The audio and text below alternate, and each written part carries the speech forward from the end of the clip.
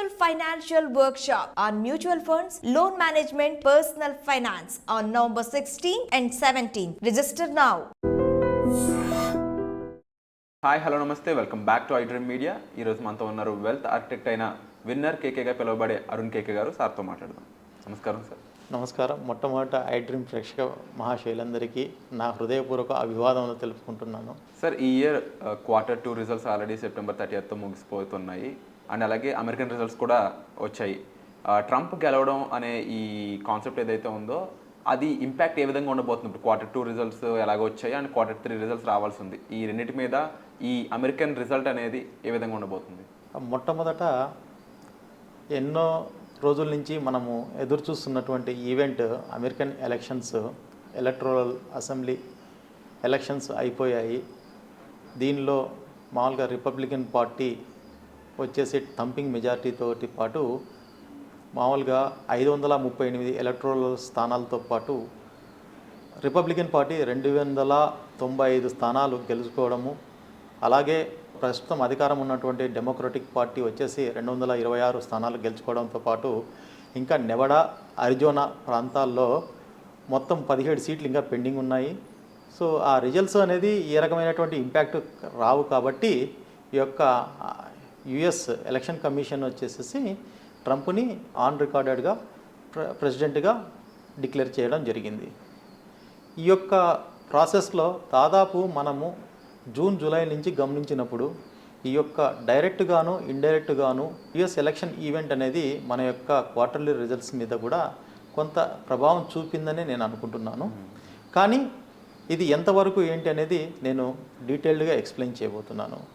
మొట్టమొదట మనము Q2 results తీసుకున్నప్పుడు రేటింగ్ కంపెనీస్ యొక్క కంపెనీ రీసెర్చ్ అనాలిసిస్ కానీ లేదా ఫండ్ మేనేజర్స్ కానీ దాదాపు 20 years బ్యాక్ ఉన్నటువంటి చార్ట్స్ని మరియు 15 years, 10 years, 5 years ఇలా 4 రకాల చార్ట్స్ని తీసుకొని ఈ యొక్క రిజల్ట్స్ని మామూలుగా ఎవాల్యుయేషన్ చేయడం జరుగుతూ ఉంటుంది. ఇప్పుడు మామూలుగా జూన్ నుంచి ఈ యొక్క 2024 జూన్ నుంచి మనకు ఈ ఎలక్షన్ ఈవెంట్ మీద ఊహాగానాలు కానీ దీని మీద స్పెక్యులేషన్ కానీ చాలా జరగడం వల్ల ఇప్పుడు 10 years కానీ 5 years చార్ట్స్లో కానీ ఈ యొక్క మార్పు అనేది చాలా స్పష్టంగా కనిపించడానికి వీలవుతుంది. సో నేను దాన్ని రెఫరెన్స్ తీసుకొని ఇప్పుడు మీకు వివరాలు అందజేయబోతున్నాను.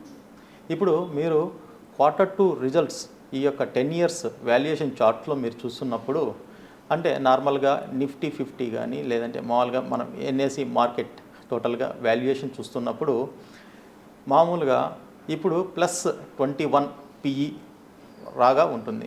ఈ +21 PE అనేది ఎలా ఉంది అంటే మార్కెట్లో 0 నుంచి +1 స్టాండర్డ్ డీవియేషన్ మధ్యలో ఉండడం జరిగింది. అంటే ఇది ఒక ఫెయిర్ వాల్యుయేషన్. మార్కెట్ వచ్చేసి ఇప్పుడు తగ్గిన తర్వాత ఫెయిర్ వాల్యుయేషన్లో ఉన్నట్లు లెక్క.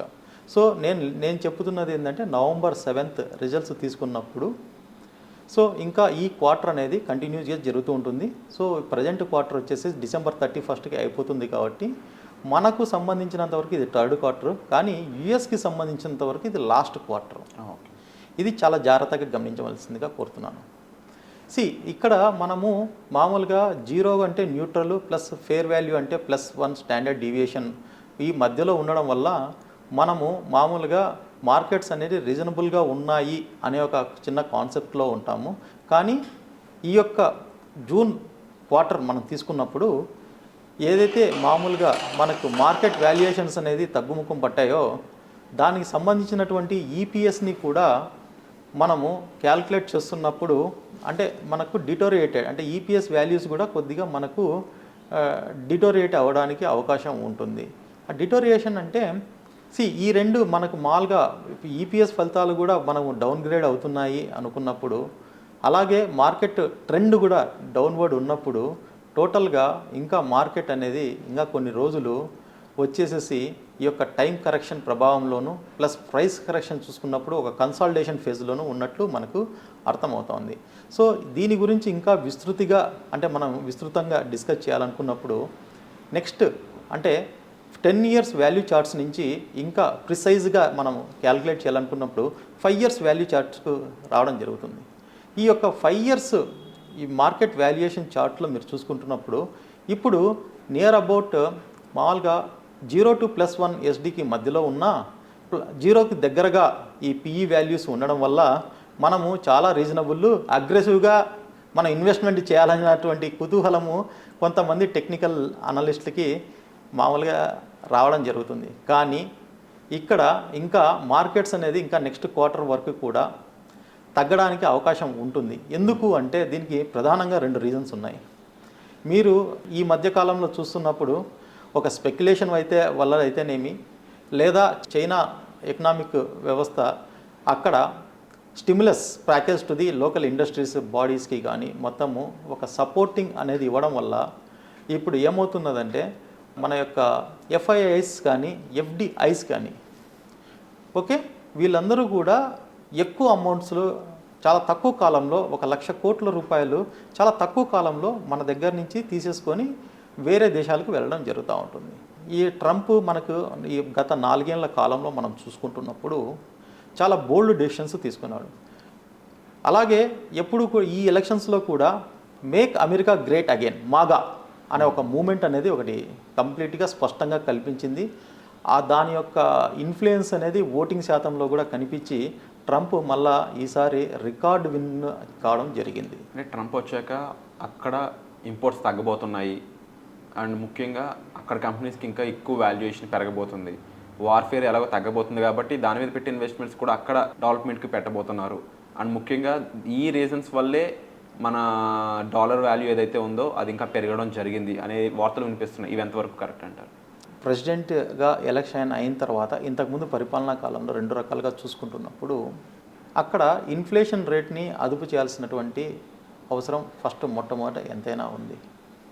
రెండవది అమెరికా ఫస్ట్ అనే నినాదం అనేది ఎప్పుడూ కూడా ప్రతి ఒక్కరికి, ఇప్పుడు మనం కూడా ఇండియా ఫస్ట్ అంటాం కాబట్టి ఏ దేశానికి ఆ దేశము మామూలుగా సరిదిద్దుకోవడం అనేది చాలా మంచి పరిణామం, దాన్ని ఎవరు కాదనరు.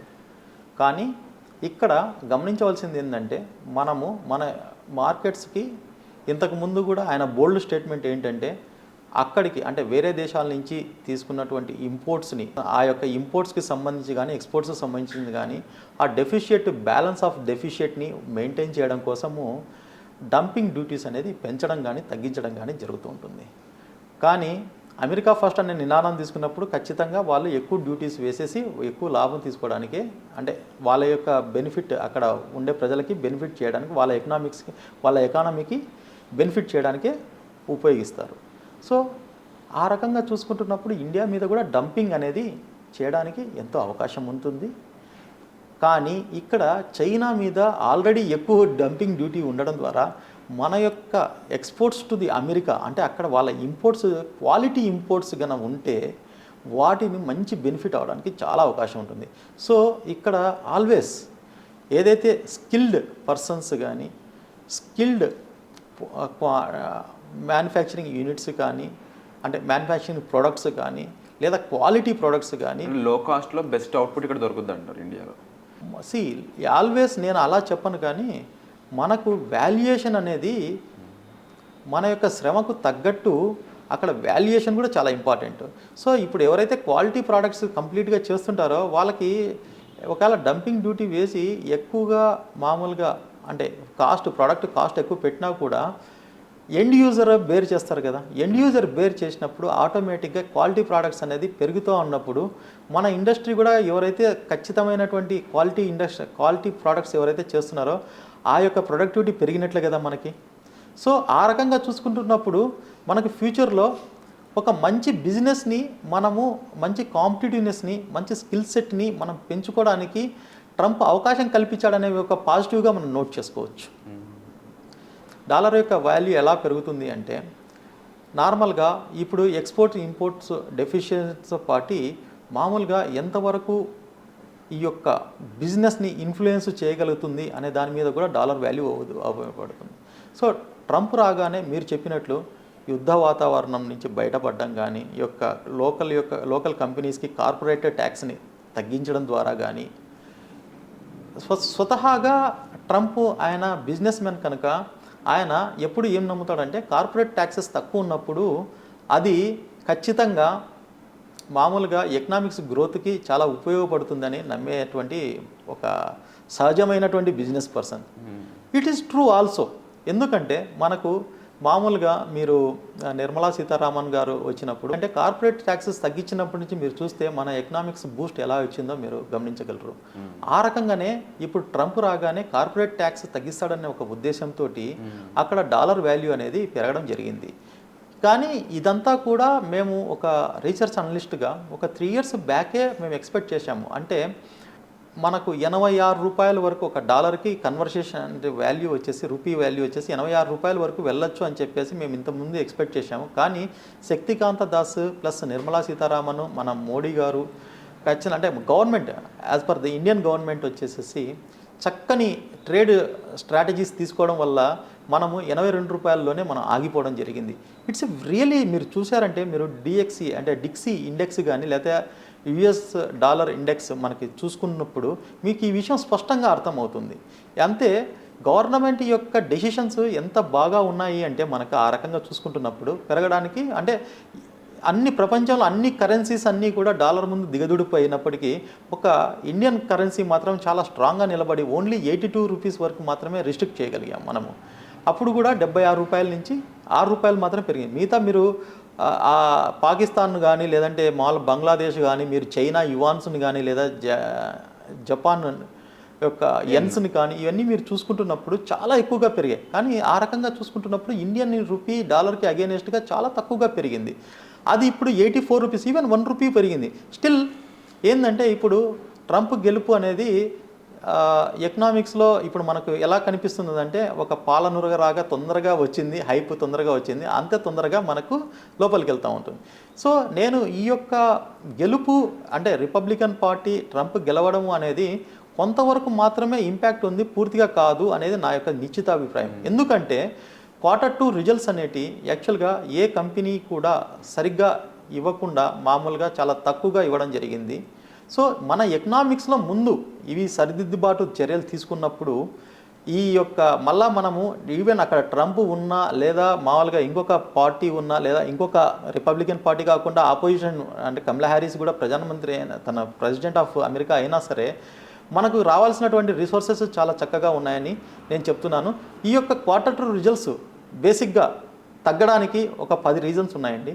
నేను చాలా త్వరగా దాన్ని మీకు చెప్పదలుచుకున్నాను. మొట్టమొదట బ్యాంకింగ్, ఆటో, మ్యానుఫ్యాక్చరింగ్ యూనిట్స్ ఈ యొక్క క్వార్టర్లీ రిజల్ట్స్ వచ్చేసి అంత ఆశాజనకంగా లేవు. అంటే ఆశాజనకంగా లేవు అంటే last year quarter on quarter కానీ ఇయర్ ఆన్ ఇయర్ కానీ మనం చూసుకుంటున్నప్పుడు ఏదైతే మార్కెట్స్ పెరుగుతూ ఉండగా మనము మామూలుగా పర్సెంటేజ్ ఆఫ్ ప్రాఫిట్స్ అనేది ఎంత ఎక్స్పెక్ట్ చేసామో ఆ ఎక్స్పెక్టేషన్స్ అనేవి తగ్గాయి. అంతేకాని ప్రాఫిట్స్ ఉన్నాయి, కానీ ఆ ఎక్స్పెక్టేషన్స్ తగ్గడం వల్ల మార్కెట్ మూమెంట్ అనేది ఖచ్చితంగా జరిగింది. అదే టైంలో మనకి చైనా 1474 లక్షల కోట్ల స్టిమ్యులస్ అంటే $1.4 ట్రిలియన్ స్టిమ్యులస్ ప్యాకేజీ అంత పెద్దగా ఇంతవరకు ప్రపంచంలో నేను ఎప్పుడు చూడలేదు. సో ఇలాంటి స్టిమ్యులస్ ఇవ్వడం వల్ల ఏమవుతుందంటే ఆటోమేటిక్గా FIIs 1,00,000 కోట్లు నా అంచనా ప్రకారం అయితే దాదాపు ఒక 6 లక్షల కోట్లు వెళ్ళాల్సింది ఓన్లీ 1,00,000 కోట్లు మాత్రం వెళ్ళాయి. దట్టు మనము DIIs డొమెస్టిక్ ఇన్స్టిట్యూషనల్ ఇన్వెస్టర్స్ 1,00,000 కోట్లు వెళ్ళిపోతే 95 crores పెట్టారండి, 95,000 crores పెట్టారండి. అంటే దాదాపు only 5,000 to 7,000 crores. Is it big thing? కానీ మనం ఏముందంటే మనం ముందుది కూడా ఎక్కువగా ఊహించుకుంటూ మార్కెట్ ఎక్కువ ప్యానిక్ అవడము ప్లస్ అదే టైంలో మనకు Q2 రిజల్ట్స్ వచ్చేసి తక్కువగా రావడం వల్ల ఈ యొక్క పరిస్థితి ఏర్పడింది. ఓవరాల్ డిఫరెన్షియేషన్ జస్ట్ 5,000 crores అంటున్నారు కదా, but still upcoming situations upcoming డేస్లో ఇదే విధంగా ఉండబోతుందా? అంటే ఈ బ్యాలెన్స్డ్ డిఫరెన్షియేషన్ ఎలాగ ఉంటుంది? డెఫినెట్గా అండి. నేను ఈ 10 కారణాలు మీకు ఎక్స్ప్లెయిన్ చేసిన తర్వాత నేను ఆ యొక్క రీజన్ కూడా నేను ఎక్స్ప్లెయిన్ చేస్తాను. నేను రెండవది వచ్చేసేసి IT and technology sectors. Third point ఏంటంటే ఇన్ఫర్మేషన్ టెక్నాలజీ మరియు అదర్ టెక్నాలజీ యొక్క రిజల్ట్స్ వచ్చేసి మిక్స్డ్గా ఉండడం. ఇంకొకటి cement lobbying or cement industries EBITDA వచ్చేసేసి చాలా తక్కువగా రిపోర్ట్ చేయడం. వీటన్నిటిలో కూడా ఒక మంచి విషయం ఏంటంటే చాలా ఇంపార్టెంట్ విషయము, బ్రోకరేజ్ సంస్థలు కానీ మ్యూచువల్ ఫండ్స్ కానీ చాలా హయ్యర్ ప్రాఫిట్స్ రికార్డ్ చేశాయి. This is one of the good point. అలాగే ఇప్పుడు మనం ఎకనామిక్ ఇండికేటర్స్ తీసుకున్నప్పుడు IIP index of industrial production వచ్చేసి తగ్గింది. దీనికి చాలా గమ్మత్తైన రీజన్ ఉంది. మనము సెకండ్ క్వార్టర్లో మనకి వర్షాలు పడినప్పుడు ఈ యొక్క ఇండస్ట్రియల్ ప్రొడక్షన్ అనేది పెరగాల్సింది తగ్గిందనమాట. దాని అర్థం ఏంటంటే లానినో, ఎల్నినో కాదు, లానినో ఎఫెక్ట్ ఏమైందంటే అకాల వర్షాలు అనేది ఇండస్ట్రియల్ ప్రొడక్షన్ మీద కూడా ఇంపాక్ట్ అయినదని చెప్పేసి చాలా క్లియర్ కట్గా అర్థమవుతుంది. సో ఈ యొక్క ఫ్యాక్టర్ వల్ల కూడా ఇండస్ట్రియల్ ప్రొడక్షన్ అనేది మనకు తగ్గి లాభాల శాతం అనేది కొంత తగ్గింది. ఓకే, నెక్స్ట్ ఇన్ఫ్లేషన్, ఇది చాలా ఇంపార్టెంట్ పాయింట్. ఇన్ఫ్లేషన్ వచ్చేసి ఇంకా తగ్గట్లేదు. మీరు ఫుడ్ ఇన్ఫ్లేషన్ కనుక మీరు గమనించినట్లయితే అన్ని రాష్ట్రాల్లో దేశం మొత్తం మీద కూడా ఫుడ్ యొక్క రేట్స్ వచ్చేసేసి చాలా ఎక్కువగా ఉన్నాయి, ఇంకా తగ్గట్లే, కంట్రోల్ రావట్లేదు. సో ఈ ఇన్ఫ్లేషను దీనివల్ల ఏమవుతుందంటే మామూలుగా జనాల యొక్క ఎక్స్పెన్సెస్ పెరుగుతున్నాయి తప్పితే మామూలుగా ఏదైతే ప్రాఫిటబిలిటీ కానీ ప్రొడక్టివిటీ కానీ దానికి తగ్గట్టుగా కొంత పెరగకుండా ఉండడం ఒకటి. ఇంకా మూడవది వచ్చేసేసి మీరు చెప్పినట్లు మనం అనుకున్నట్లు ఎఫ్ఐఎస్ వచ్చేసి చాలా ఎక్కువగా ఆలోచించి ముందుగా ఇక్కడి నుంచి చైనా వచ్చేసేసి చైనా మీద నమ్మకంతో స్టిమ్యులస్ కోసం మొత్తము మన దగ్గర ఉన్నటువంటి ఫండ్స్ అన్నీ తగ్గించడం జరిగింది. నెక్స్ట్ జిఎస్టీ కలెక్షన్స్ కూడా తగ్గాయి. అలాగే వెహికల్స్ లాస్ట్ ఇయర్ దసరా దీపావళితో మనము వెహికల్ యొక్క సేల్స్ రిపోర్ట్ కానీ సేల్స్ ప్రొడక్షన్టీ కానీ ఈ యొక్క ఆటో కాంపోనెంట్స్ ప్రొడక్టివిటీ చూసుకుంటున్నప్పుడు ఈ యొక్క ఇంతకుముందు చెప్పిన విధంగా క్వార్టర్ ఆన్ క్వార్టర్ కానీ ఇయర్ ఆన్ ఇయర్ మనం కంపేర్ చేసుకున్నప్పుడు ఈ రకమైనటువంటి అంటే ఒక 10% గ్రోత్ ఉండాలనుకుంటే అది 8% మాత్రం గ్రోత్ ఉండదు.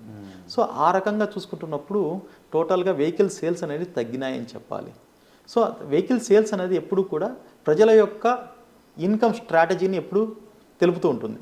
సో ఆ రకంగా ఇన్కమ్ తగ్గింది అనే ఒక భావన అనేది ప్రజల్లోకి ఎక్కువగా వెళ్ళిపోవడం వల్ల ఈ యొక్క సేల్స్ మామూలుగా మొత్తం మీద మనకి Q2 రిజల్ట్స్తో పాటు ఈ యొక్క US election event plus China stimulus package రెండు కలిపి మనకు మార్కెట్లు ఇంతగా వాలటాలిటీ అవడానికి ఉంటుంది తప్పితే లాంగ్ టర్మ్లో మన యొక్క ఇండియా గ్రోత్ స్టోరీ కానీ లేదా సెక్టరల్ వైజ్ మనకు ఉన్నటువంటి ఆపర్చునిటీస్ కానీ చాలా పెరగబోతున్నాయి.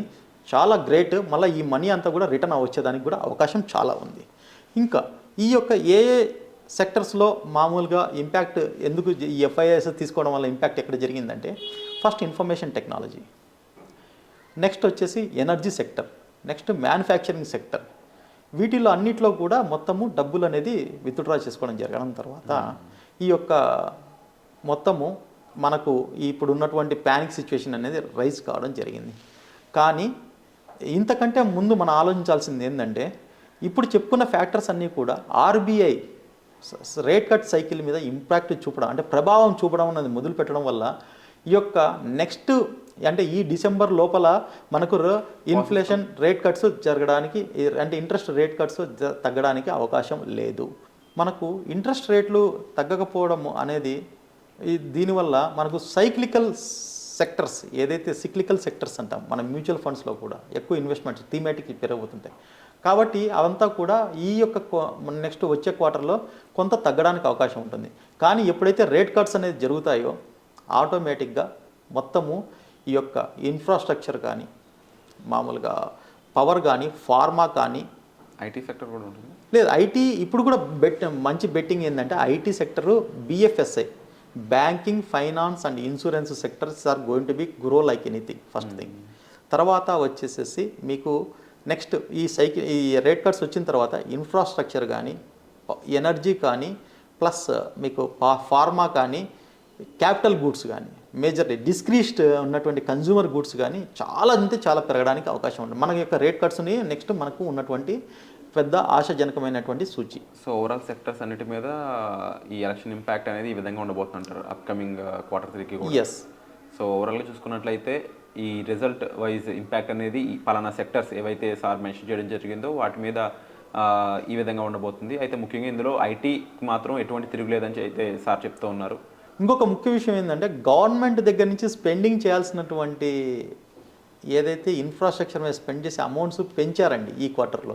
అదొక మంచి విషయం. దానివల్ల కూడా మామూలుగా ఒకవేళ ఇన్ఫ్లేషన్ తగ్గకపోయినా జనాల దగ్గరికి డబ్బు అనేది వెళ్తుంది కాబట్టి కొంత సస్టైనబిలిటీ అనేది ప్రాఫిట్స్ సస్టైనబిలిటీ అనేది ఈ క్వార్టర్లో లాస్ట్లో చూడొచ్చు అనేది నా అభిప్రాయం. Wonderful sir.